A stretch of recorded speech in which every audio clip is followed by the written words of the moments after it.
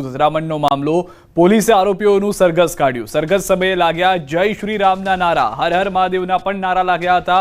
પોલીસે કુલ 66 લોકોની કરી છે અટકાયત। હાલમાં જે જાણકારી મળી રહી છે તે પ્રમાણે દહેગામના બહિયલ ગામમાં જૂથ અથડામણ જે થઈ હતી તેમાં આરોપીઓને ઓળખવામાં આવ્યા, તેઓનું સરઘસ કાઢવામાં આવ્યું। ધરપકડ કરાયેલા 35 જેટલા આરોપીઓને સ્થળ પર લાવીને રિકન્સ્ટ્રક્શન કરાવ્યું। બહિયલ ગામની જૂથ અથડામણ થઈ હતી, જે સ્થળ પર તોફાની ટોળાએ પથ્થરમારો કર્યો હતો।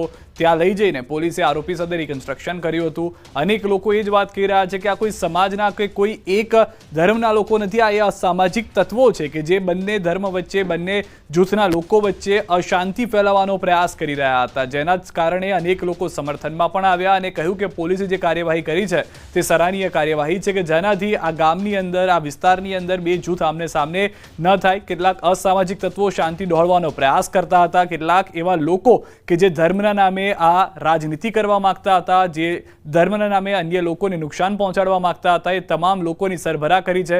દ્રશ્યોમાં આપ જોઈ રહ્યા છો, આખી વેન ભરીને આરોપીઓને લાવવામાં આવ્યા।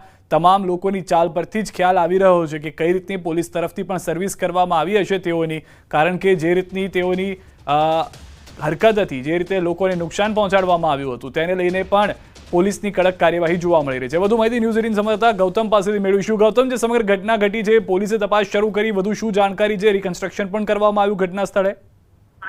બિલકુલ, ગઈકાલે દહેગામના બહિયલ ગામની અંદર જૂથ અથડામણ જે છે તે સામે આવી હતી, તેને લઈને પોલીસ જે છે તે એક્શનમાં આવી હતી। 35 જેટલા આરોપીઓ જે છે તેમની ધરપકડ કરવામાં આવી હતી। ધરપકડ કરાયેલા તમામ આરોપીઓનું આજે સરઘસ કાઢવામાં આવ્યું હતું, એટલે કે બહિયલ ગામની અંદર જે જૂથ અથડામણ થઈ હતી તે આરોપીનું સરઘસ કાઢવામાં આવ્યું હતું। સરઘસ કાઢીને તેમનું રિકન્સ્ટ્રક્શન કરવામાં આવ્યું હતું। જે સ્થળ પર તોફાની ટોળાએ પથ્થરમારો કર્યો હતો તે સ્થળ ઉપર જઈને પોલીસ દ્વારા રિકન્સ્ટ્રક્શનની કામગીરી જે છે તે હાથ ધરવામાં આવી હતી। મહત્વનું છે કે આ પ્રકારની ઘટના ફરીવાર ન બને અને આવી ઘટના ફરીવાર અંજામ ન બને તે માટે થઈને પોલીસ પણ એક્શનમાં આવી હતી ને તે અંતર્ગતનું જે સરઘસ જે છે તે કાઢવામાં આવ્યું હતું અને આરોપીને સખતમાં સખત જે કહી શકાય કે લોકોમાં પણ જે ગામની અંદર ડરનો માહોલ હતો, ડરનો માહોલ દૂર થાય તે માટે થઈને આરોપીનું રિકન્સ્ટ્રક્શન પણ કરવામાં આવ્યું હતું। અંદાજિત 35 જેટલા આરોપીની ધરપકડ કરી હતી અને 35 આરોપીનું સરઘસ કાઢવામાં આવ્યું હતું। જી ગૌતમ, જે જાણકારી છે તે પ્રમાણે 1500 જેટલા ટોળા સામે પણ ફરિયાદ કરવામાં આવી છે, તેમની સામે પણ પોલીસ એક્શન લેશે?